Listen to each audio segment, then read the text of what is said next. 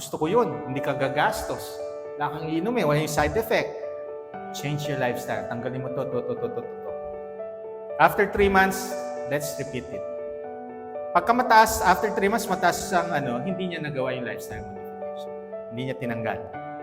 Pero, mas madami ako bumabalik sa akin, normal ang sugar. You don't need to take medications. Baguhin nyo lang yung kakainin. Kaya nga, lifestyle, yan yung number 1 muna. Baguhin nyo yung lifestyle niyo. Then, kung hindi mababago, oral medication. Pero eto, oral medication has benefits if babaguhin nyo pa rin yung lifestyle.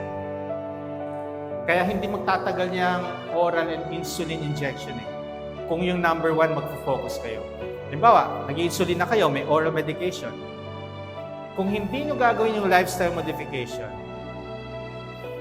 hindi babawasan ang insulin ninyo pag-push pataas ng insulin.